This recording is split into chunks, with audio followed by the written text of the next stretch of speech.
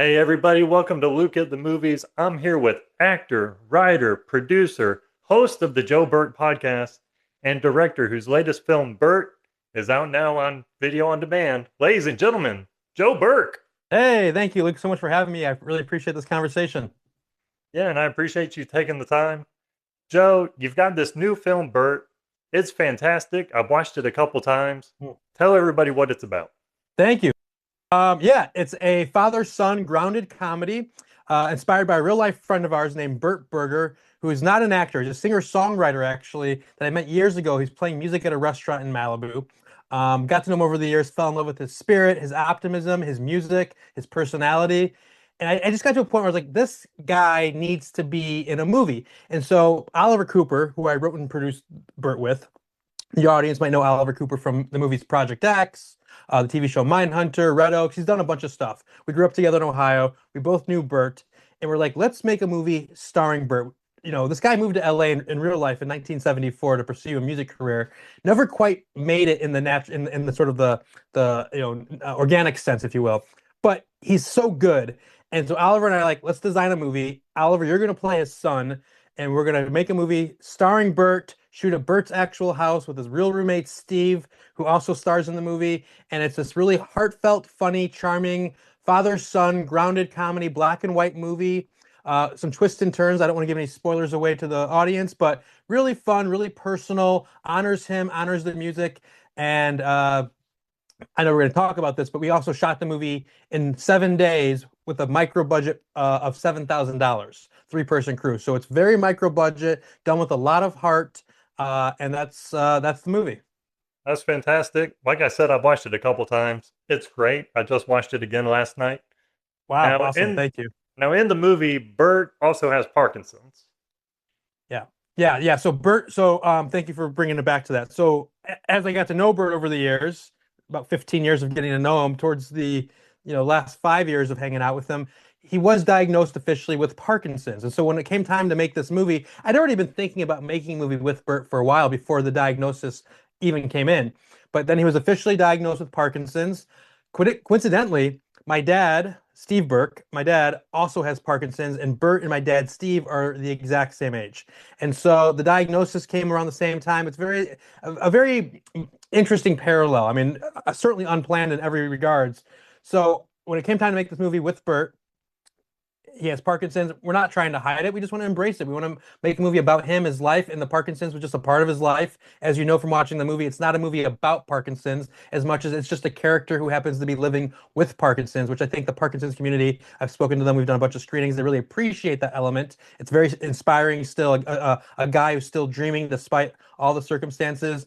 But yeah, so he has Parkinson's both in real life and the movie. So does my own dad, the father-son story element. It kind of this crazy coincidence, but it all kind of came to be what it is. You made the movie in 7 days for 7K, $7,000. What was that like? Yeah, 7 days for $7,000 is the little tagline. I'll give you the quick rundown. So I've been living in Los Angeles here for about 20 years. I moved out here after grad school in Chicago, where I went to undergrad for filmmaking, moved out to Los Angeles in 2007, went to AFI for grad school, the American Film Institute, graduated there, started making a bunch of short films, kind of got my way into sort of getting represented by a big agent manager, started doing some TV directing for comedy, and was sort of in my late 20s directing some TV, got into the DGA, made my first feature called Four Dogs, Four, Four Dogs with Oliver Cooper again, our first feature, small little movie, heartfelt little movie. Um, that all to be said, I was going, and I turned 30, and I got a little burnt out. I didn't love the industry.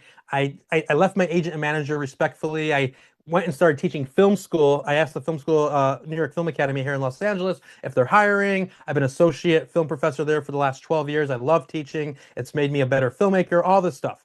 That's all to be said. I went through this sort of like ups and downs, especially in my 30s, of trying to figure out how to make my second feature. You know, we made Four Dogs in my late 20s. I was making some new short films in my 30s. Wrote a bunch of screenplays. Was like, how do I make another feature? How do I get it done? And so I wrote a couple scripts.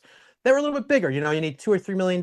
We had one offer out to a big movie star for a few months, and then you're waiting around for that. And eventually they say no, if they don't want to do it. And then you try to get the money for the other stuff, and you pitch a couple TV shows. And yes, you're close, but it doesn't happen. And it just got to a place, if I'm being very honest, or in my late 30s. I think I was 39. Yeah, where I was like, I just need to make a feature. I really want to make a feature, my second feature, and I couldn't stop thinking about Burt. Even though I had these other bigger kind of commercial Hollywoody type of movies, I couldn't stop thinking about my friend Burt and how special a movie could be starring him, with him, about his music, his life, all of that. And so I said, Oliver, let's figure this out. And he called me one day and said, hey, I got like $7,000 together. My mom, my sister, my friends, and myself. We can kind of put about $7,000 towards this Burt movie. Is there any way we could just shoot a feature film for so little money? And immediately I said yes. It's like, yes, on the same call. Yes, great. You have $7,000 bucks. Let's do it. Let's figure it out. He goes, how much time do we need? I don't know, maybe a week. $1,000 a day. I mean, it was all the same phone call. So we got off the phone call and we started planning the film. I called my DP. His name's Daniel Kenji Levin. We met in film school in Chicago. We were like 19, 20 years old. We moved out to LA together many years ago. Long story short, one of my dear friends says, hey, we're shooting this little movie. We got very little money. We're not gonna be able to pay you much, but we'd love to have you come do this. And he said, absolutely. So it was me, my DP Kenji, and we hired a sound guy named Rob Spence, who's wonderful. The three of us, that was it. Three-person crew. And about 2 months later, we were at Burt's house starting to film this movie. We just borrowed two cameras from some friends. We borrowed a couple lights. We did it extremely bare bones. I'm doing all the makeup and craft service and all the call sheets myself. I'm the second camera operator. I'm doing a lot, and that's how we did it. And so this whole ramble is to say I got to a place personally and professionally where I was so excited and eager to make my next movie. I would do it no matter what. And so when we had just a little bit of money, $7,000 in a week of time to do it, I said yes, let's do it, and we did it. That's great. And I love that you did it with your friends. I have great friends myself. I can only imagine what Yeah, that sort of fulfillment was it like was really special. for you and Thank you. you and the rest of the guys. That's awesome.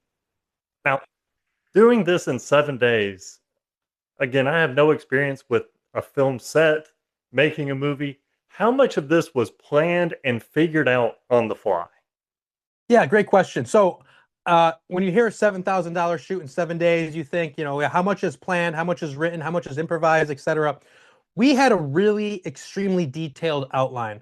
Uh, Funny enough, both my two feature films, Four Dogs back in the day and now Burt, were shot similarly because we're mixing professional actors like Oliver Cooper with non-actors. Burt and Steve, who star in the movie with Oliver and Burt, they're not professional actors. So it's my job, I feel like, to create a very detailed document. We know the movie works. Me and Oliver spent several weeks writing this like 15 to 30 page doc. It kind of varies, but like 15 to 30 page document, very detailed, all the beats, even there's some dialogue in there. But what we did not do is write this like, perfect 90-page screenplay that you would normally do when you send it out to, a production company. We didn't need to do that. We didn't need to do that. We're doing it ourselves. I ended up, because of the two cameras, I was able to kind of direct Burt and Steve, these non-actors, by not they never read the outline. Funny enough, we never wanted them to. We didn't want to. We never had Burt and Steve memorize lines. These two guys are so interesting. They've been real life roommates for 12 years. They're like the real life odd couple. The whole point was to capture their spirit and their personality and their vibe without us, the filmmakers, interfering too much. So even though Oliver and I had the entire blueprint of the document, the whole outline from start to finish, which is very much the movie. I mean, if you read the document, you'd be like, oh, I feel like I'm reading the script of the film. It's that detailed, but it allows us to kind of just talk to Stephen Burt and say, here's what's going on in this scene. Here's what you have to say here. Sometimes feeding them lines. They're very open to all of that. So it's written, it's designed. We had all the beats figured out because you don't have a lot of time on set to figure it out. With 7 day shoot, you got to know what you need. You got to keep moving. You got to have all the locations locked down. So it's figured out. It's designed like any movie, but there's enough room, enough wiggle room, and enough space to allow these real life non-actors to kind of come in, bring themselves to it, and sort of improvise within the scenes in a way that makes it really special. And with them being non-actors, and honestly, you wouldn't even know it watching this I movie. agree. They were Yeah. so good. For Thank some you. reason, Yeah. I have to shout out Steve. I mean, just Steve Levy, yeah. Steve is unbelievable. Steve is like, I mean, we've been traveling around the country for the last year with this movie. It's been such a great theater tour. We can talk about this if you want, but we've been traveling around the theaters from Alaska to Maine and everywhere in between. And Steve is definitely the sort of standout, sort of steals the show. I mean, Burt and Oliver are fantastic. Everyone loves them, but Steve, as you know, plays this sort of really interesting character who's sort of just comedic relief in some ways. And Steve really understood acting, even though he's never really acted before. He understood just as the man, he understood what we were making. And funny enough, he'd always sort of say these things where I'm giving Steve direction to be a little crankier or be like the kind of the Burt's roommate who's a little like intrusive, a little angry. And I'm like, Steve, go a little further, be a little angrier, be a little. He's like, wow, you're making the Steve guy a real asshole. And then Burt's like, yeah, sure, Steve. Like this isn't really you. It's this great thing. It was so meta. It was like, where do we draw the line? What's real? What's not real? It's like, and not to spoil anything either, but like the washer and dryer. If people watch the movie, there's a washer and dryer unit in the living room of their house. That was there before we decided to make the movie. We went there to meet Steve one day and do a test shoot, and that washer and dryer was sitting in the living room. It's been there for like 6 months. They're trying to get rid of it. It's this whole story. And so we just wrote that into the script. Again, I don't want to spoil how it's written into the script, but it becomes a little bit of a character. And it was stuff like that where we really embraced the environment, their actual homes, their actual friendship, and just sort of designed the movie around that. And that's why I think it really has this super unique, authentic feel. And Steve and Burt are truly wonderful in it. And it absolutely does have that authentic feel. I was going to ask you about the washer and dryer because it cracked me up that you just have this standing unit in their living room, in their I know foyer. and I will tell you something that might make you laugh even more. It's still there today, right? So we shot this movie. We've been touring in the country. It's been a couple years now since production. And I talked to Steve. I'm like, is the washer and dryer still there? Yeah, it's still here. Bert's like, it's part of the family now. It's part of the family. That's my Burt impression. But yeah, it's so true. I mean, it's so true. It's just you have to go with that. When you make a movie in this style with this sort of mindset, you have to kind of allow these little gems or like the things that kind of just pop up. You have to absorb them, and you have to kind of roll with the punches and actually use them to your advantage. And the washer and dryer is a perfect example. Once people, finish watching this interview and see the movie or come back to this interview, whatever you want to do, when you watch the movie, you'll see how that washer and dryer is sort of written into the script in a really fun way. And obviously, he's the main character. You've talked about him a little bit. Burt. I Yeah. mean, what an absolute gem of a performance. If he's anything like the character in the movie as he is in real life, Yes. he's also a gem of a person. Yep.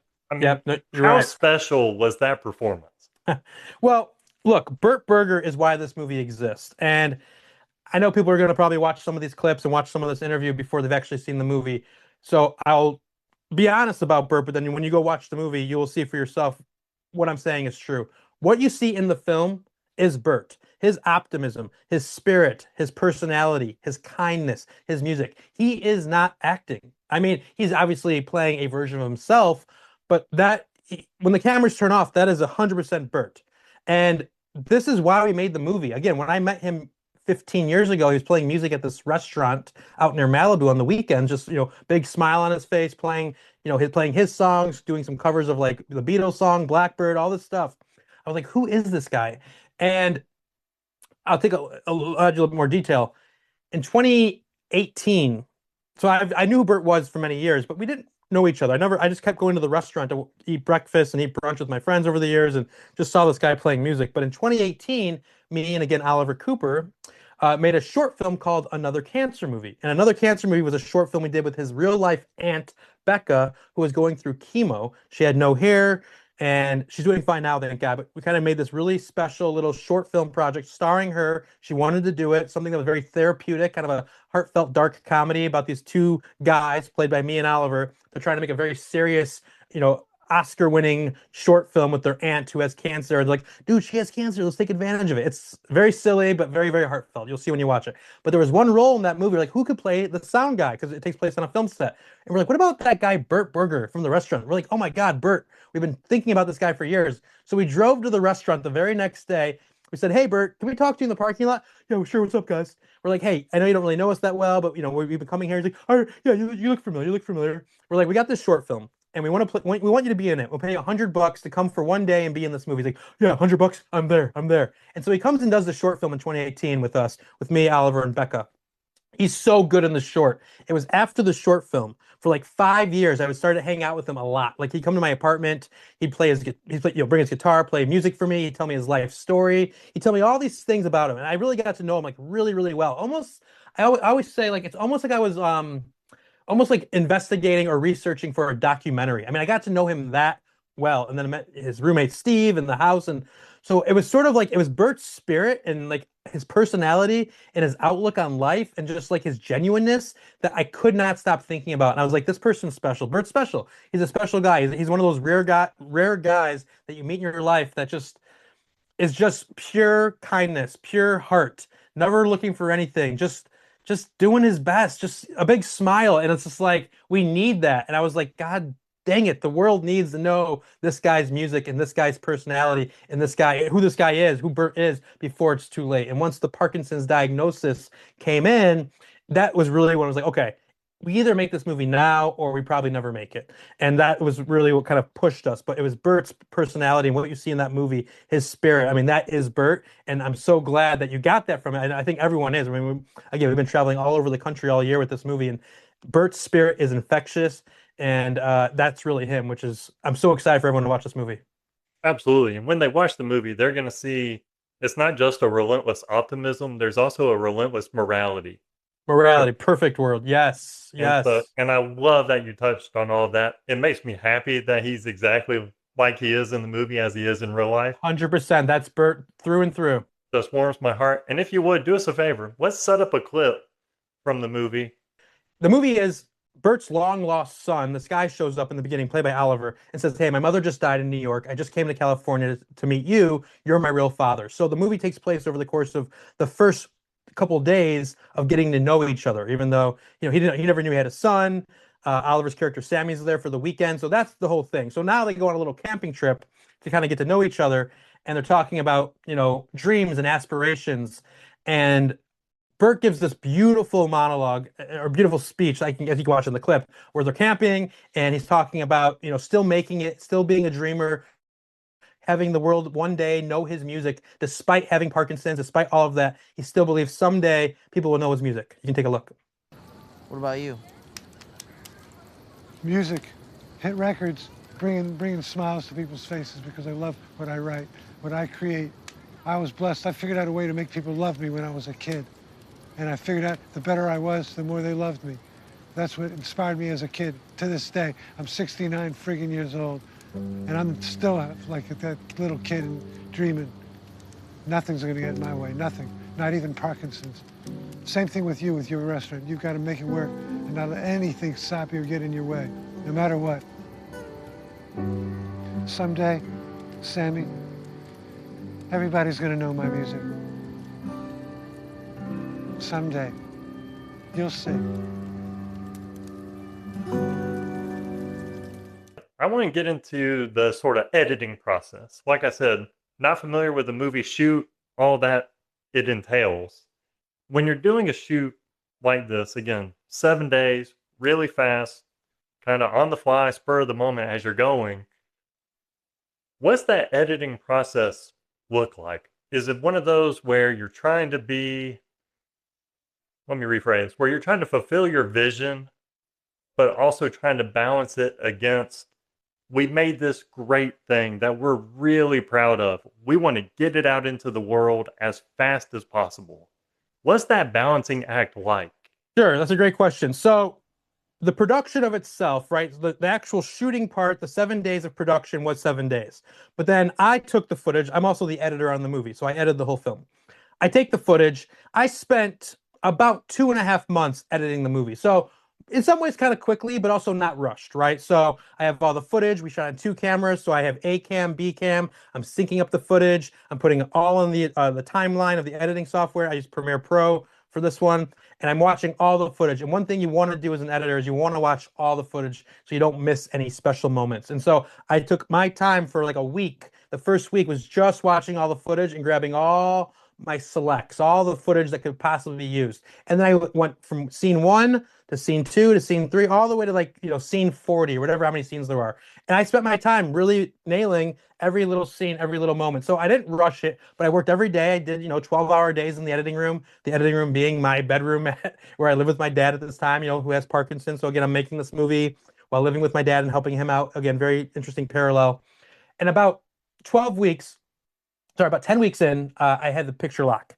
From having the picture lock, now I hand it over to my sound designer. I hand it over to our composer. They spent a few months on it. So we shot the movie in March of 2023. We did our final 5.1 sound mix December of 2023. So under a year from production to like, it's time to go, which is pretty quick for a movie. I mean, within a year of shooting to having it done and ready to be released. That said, 2024, and we can talk about this, was going to be our festival year. And 2024 was a very weird year for us in the movie and the whole world because of an election year and blah, blah, blah. And so we actually, I can tell you why if you want, but we didn't actually premiere the movie until March of 2025, just this past year. So, yes. That's crazy to me that you could film this and edit it in less than a year. And it's a full-length full-length feature film. Full-length feature.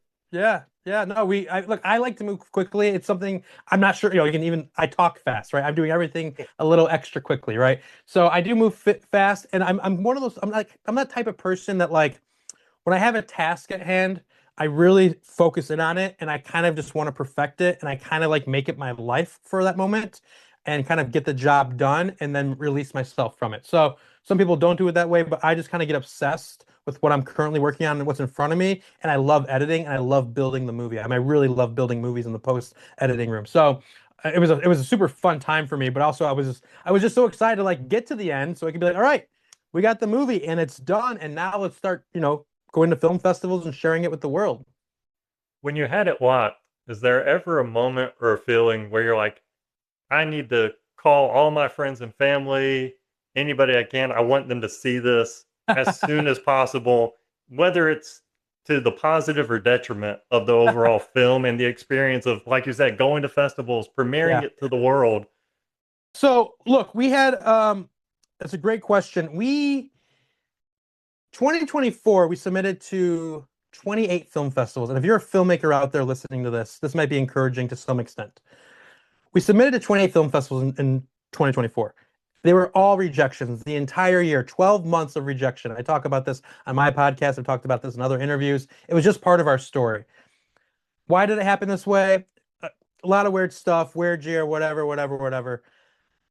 I was disheartened though. I loved the movie and I thought we were going to premiere and have our whole festival run in 2024. Did not happen. But then 2025, something shift, and we got into CineQuest, won Best Comedy Feature. 2 weeks later, we won Best Picture at the Phoenix Film Festival, and 2 weeks after that, we won the Special Jury Award at the Florida Film Festival. And those first 3 film festivals, 2025, and then we just sort of had this skyrocket moment where the LA Times did a huge cover story on the movie, the fact that we did it for $7,000, the fact that we decided we're going to do our own festival tour and start renting out theaters and selling our own tickets and doing all that, or doing rev share splits with other theaters. Like, we put on a whole theater tour for this movie just by us emailing theaters and doing that. That all said, because the movie was done at the end of 2023, but we didn't world premiere until 2025, I did have 1 year of just sitting on it, and no one knew about this movie. I didn't even tell like my close friends. I mean, my best friends knew, but I never posted on social media. My family knew, of course, but I never told. I wanted to surprise people and just have it be fresh when it was time to announce the premiere. So we had to wait a year. In that year-long window, I did show a few friends, right? I had a couple screenings at the apartment, or my mom was in town. I showed her an early cut.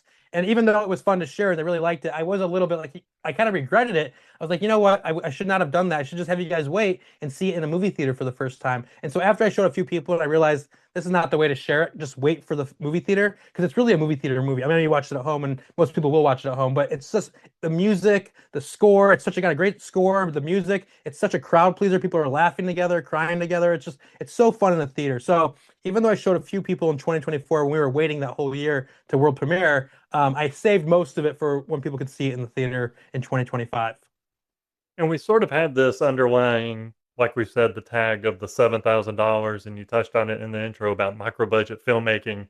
What are your thoughts about that? Where do you see that trending going forward in terms of micro budget Totally. I mean, filmmaking? I think micro budget filmmaking is the future of independent filmmaking. I mean, I say that nice and bold. I mean, it's not the only path, but I'm a big believer that making a good movie, I'll even go as far as saying making a great movie, because good is good, but you need something that just goes the extra mile. You need to make a movie that has some sort of word of mouth appeal.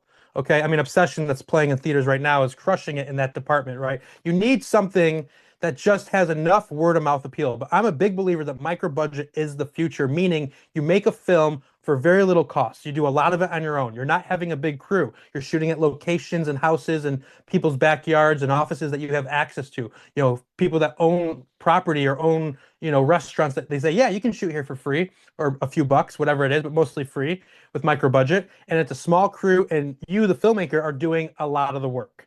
Again, I'm doing the wardrobe, I'm doing the makeup, I'm doing the craft service, I'm doing the call sheets, I'm doing the editing, I don't want to say all of it, but I'm doing a lot of it.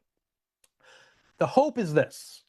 The movie is just released, right? It's now on Apple TV and Amazon and wherever people want to rent and buy movies right now online on streaming, on the streaming platforms where you can rent and buy movies. We'll see if it takes off. The hope is that you make a micro budget film, you do all the legwork. It's a special movie. You travel around the country, build your audience, build your brand. We're doing a self-distribution release in partnership with FilmHub, which is amazing. FilmHub gives filmmakers like myself an opportunity to keep ownership of the movie, but still help us get on platforms, and they take their fair share, and we keep a majority, and it's really nice, and it gives us a real opportunity to kind of do like a real release, but we don't have to give up ownership of the movie to a company that we may never see a dollar from. The point is, can we actually make this thing go from a micro budget to actually making money off it? I think we can. We're going to find out. This is going to be a very interesting year. We're also, just to let people know, we're raising money for Parkinson's on the first initial release, from now to basically the first month of the movie. We're going to donate a portion of all proceeds to Parkinson's and PCLA here in Los Angeles. So it's for a good cause. If you can watch it early, great. But that's my sales pitch. But really, micro budget is the future, and I hope to do more of it. I think it really, because I'll stop rambling after this one point. There is a lot of money being thrown around. I live in LA, so Hollywood, blah blah blah.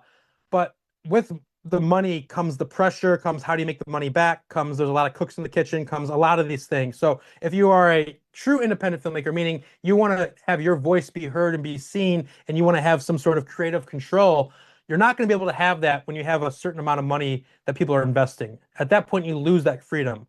But if you can make something really special for a little bit of money, and I mean like a little bit of money, like really a little bit of money, then you're gonna at least have creative control. You're gonna be able to make your movie your way.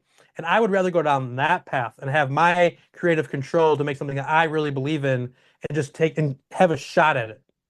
I think Burt could be a great template for other filmmakers and aspiring directors, actors, anybody in the film industry to say, hey, we don't have to have $1 million, $10 million, Right. $100 million to make a good and or great film. Thank you. No, that means a lot, man. I really hope Burt sets that Wow, thank you. standard. Yeah, appreciate that a lot. That means a lot.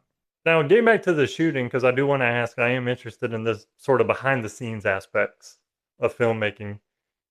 Was there a particular day that there was something just like so simple that you had to do with the limited budget that just made the overall film better? Or like one little detail that you might not necessarily notice on the first watch, but when you go back and watch it later? Yeah. Yeah, what a great question. Yeah, a little detail that kind of comes out of the micro budget element. There's this sort of answers your question. There's a character in the movie. I don't want to, again, spoil too much about her, but her name's Sylvia. She's one of the main lead characters that lives in this trailer at this trailer park. We needed to find a trailer park to shoot at, but we didn't know exactly how to do that. And so Oliver Cooper had a great idea. Why don't we go on Craigslist and look for trailer parks, trailers for rent, but call the landlord, like, hey, we're not looking to rent the place, but can we just rent it for one day and pay you a little bit of money to shoot there? And so this one spot said, yeah, why don't you drive out here, take a look at it. So we drove out there, took a look at the spots that they had available. It actually was not a trailer. It was like this little house on the property. There was other trailers there, and we're like, look, it has to be really like an Airstream trailer. That's the character that we need. And she goes, Donna in the back lives here. She might be open to this. So, the manager of the property walks me and Oliver back there. She's like, "Hey, Donna, yeah, these guys want to shoot in your trailer." Okay. And so she walks out. We meet her. She's wonderful. In fact, she has a small little part in the movie, as you know, playing the landlord because she's so good and she's great in the film. But we shot at her place, and we only shot at the trailer, even though it's a big. The Sylvia character played by Catelyn Adams, who's wonderful. She was in the movie with Steve Martin called The Jerk back in the day. She's a very successful acting coach now and just wonderful, Catelyn Adams. She plays this character, Sylvia, that lives in the trailer. Well, we only had that trailer available for 9 hours. So even though there's like 5 or 6 big scenes that take place at that location throughout the movie, we shot it all in 9 hours. Why am I saying that? It forces us to go into these locations and get a lot done quickly. We're not wasting time. We're not running around. And there's something to the energy of filming this way and kind of just like move, not overshooting. It does add to the project. I think there's sometimes where you could go on a bigger film shoot and like there's a lot of downtime or people are kind of like in between takes hanging out. And that's fun too. I've been on those shoots, but there's something about really staying in the pocket, really focused on a micro budget where you don't have time to waste. And when you got to shoot 5, 6 big scenes in a 9-hour window with one of your main characters, I mean, Catelyn Adams, who's again a beautiful big part of the movie, but she was only on the set for the whole shoot for 9 hours one day. And I think that stems out of the micro budget pressure, but in a good kind of way, if that answers your question. It absolutely does. And she was fantastic. She gives an amazing performance. Even Donna.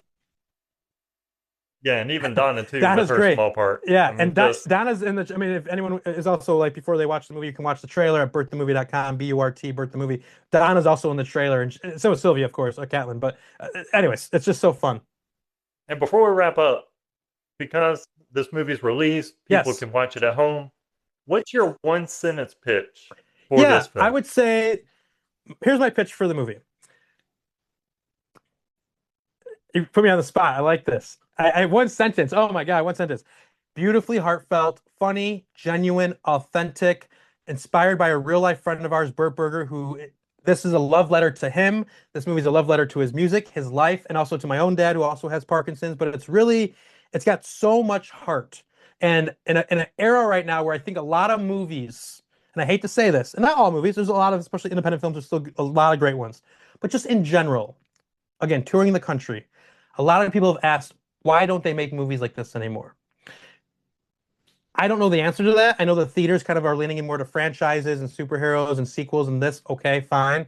But what we made here is sort of the movies that we grew up on, from the 80s and 90s, sort of those heartfelt, real characters, real people, real problems, a lot of texture, a lot of nuance, but it's genuinely funny.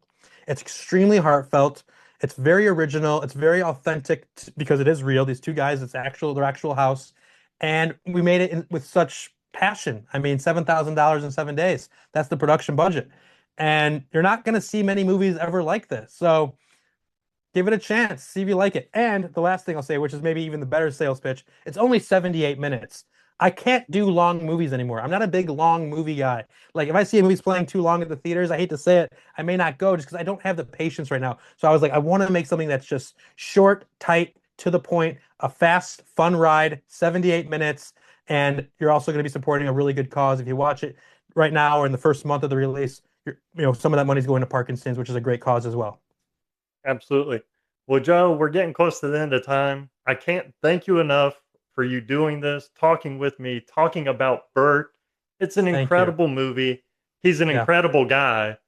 And to the entire cast and all of your crew, you did a great job. I hope you're extremely proud of Luke, thank you so much. I really appreciate you shining a light on this movie. And also, I watch your TikTok videos all the time, and just keep doing what you're doing too. You're reviewing movies, and you're putting, you're giving people like me an opportunity to share our film with a wider audience. So thank you so much for embracing Burt and helping us share Burt with other people. Absolutely. Joe, again, thank you so much. I'll talk to you later.